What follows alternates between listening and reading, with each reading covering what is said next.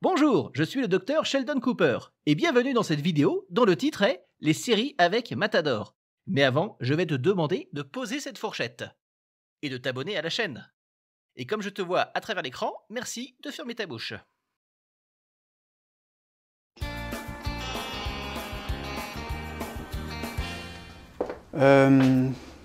Salut Rachel. Est-ce que tu pourrais m'expliquer ce que je fais dans Friends? En maths, il y a ce truc qu'on appelle les séries. Faudrait que tu nous expliques ce que c'est. Que je vous explique? Mais à qui? Excusez-moi, qu'est-ce que vous faites ici? Je suis Matador et je fais une vidéo sur les séries. Eh, attendez un peu. Je doute que votre histoire de série intéresse quelqu'un. Le but de Matador est d'intéresser les gens aux maths, à la physique, à la science en général. Et il y met tout son cœur, mais sur ce coup-là, s'attaquer aux séries mathématiques, il va dans le mur. Il croit être le boss des maths, mais croyez-en, le meilleur patron du monde. Les gens vont fuir.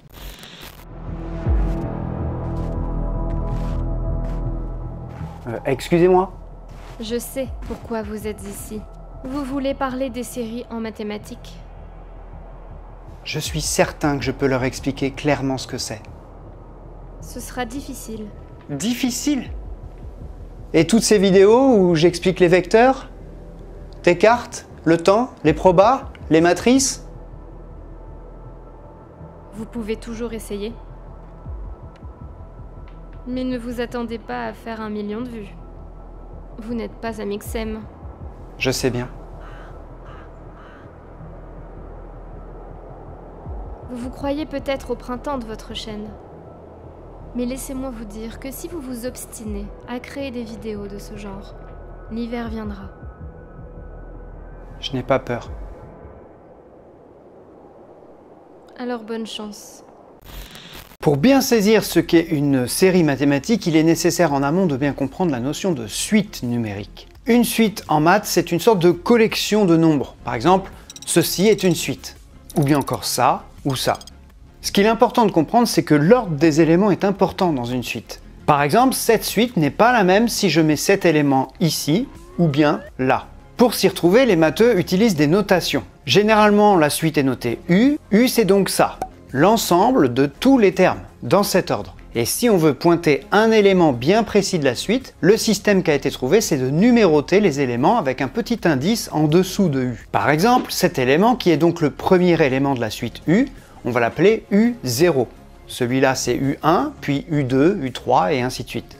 Alors, oui, je sais, à cause du 0, le deuxième élément d'une suite, il porte l'indice 1. Le troisième porte l'indice 2, etc. etc. C'est pas super pratique, j'avoue. Et en plus, on va pas se mentir, c'est à la source de bien des prises de tête parfois dans les calculs. Mais bon, ça va, dans cette vidéo, ça nous embêtera pas trop, vous allez voir. Des suites, il en existe plusieurs sortes. Certaines sont un petit peu quelconques, comme celle-ci, ou encore celle-là. Vous voyez, les termes de ces deux suites n'ont pas forcément l'air d'avoir un quelconque rapport entre eux. Et puis, il existe deux types de suites bien particulières. Les suites arithmétiques, où on passe d'un terme à l'autre en ajoutant un nombre. Par exemple, ici, on passe d'un terme à l'autre en ajoutant 4. Et les suites géométriques, où on passe d'un terme à l'autre en multipliant par un nombre. Par exemple, ici, on passe d'un terme à l'autre, cette fois en multipliant par 4. Bon, il y a tout un tas de formules et de résultats à connaître sur les suites arithmétiques et les suites géométriques, mais clairement, on n'est pas là pour ça. Bien, maintenant qu'on est à peu près à jour sur les suites, on va pouvoir parler de ce qui nous intéresse dans cette vidéo,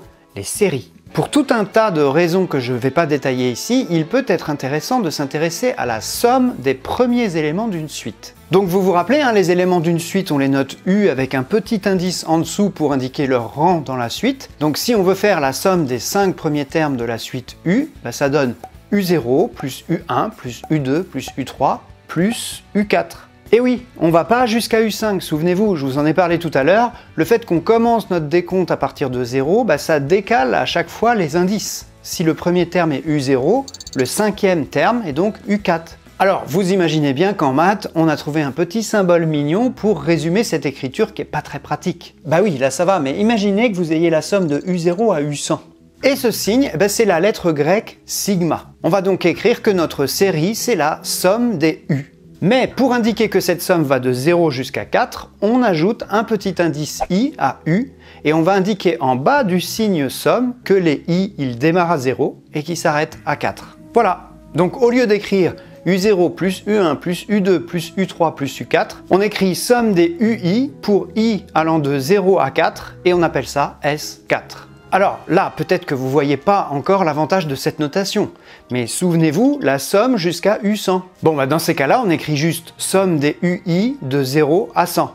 Et ça, on appelle ça S100. En bref, si vous arrêtez votre somme à 1, vous avez S1 qui vaut U0 plus U1. Si vous arrêtez votre somme à 2, bah vous avez S2 qui vaut U0 plus U1 plus U2. Et comme ça, de proche en proche, vous avez une suite qui se construit. Bon, bah une série, c'est juste ça. La suite des sommes partielles des premiers termes d'une suite. Une suite de suites, en quelque sorte. Et là, je sais, vous allez me dire, pourquoi c'est intéressant d'étudier une série?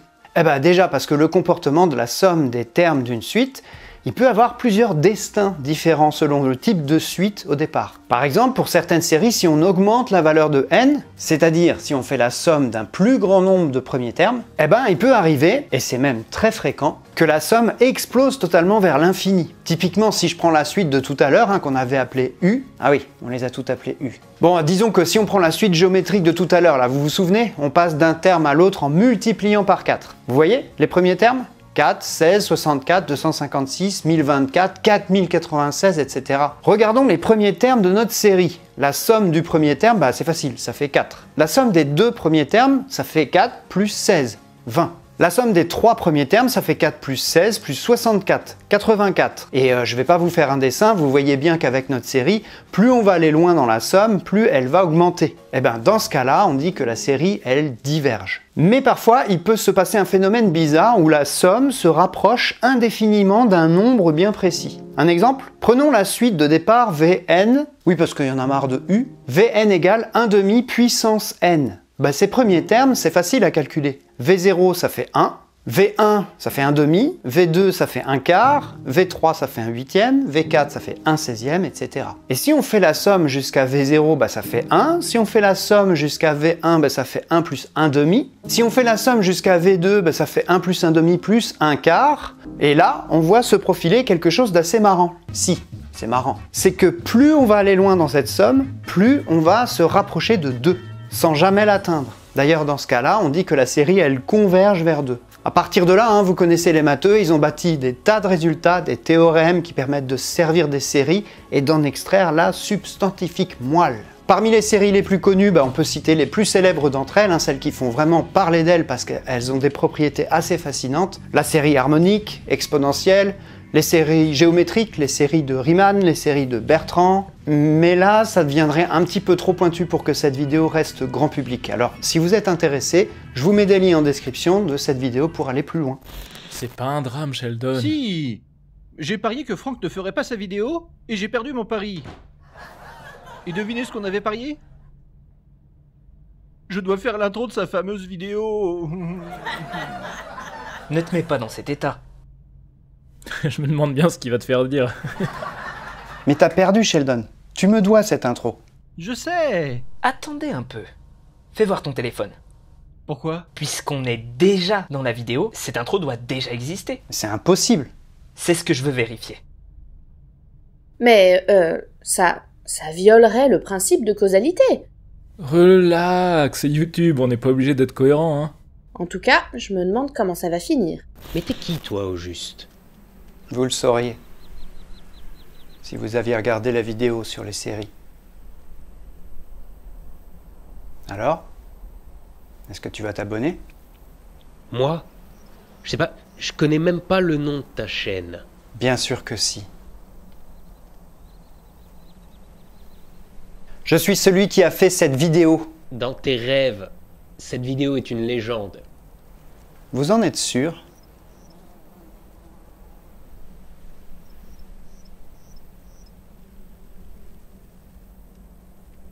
Eh oui. Alors maintenant, dites mon nom.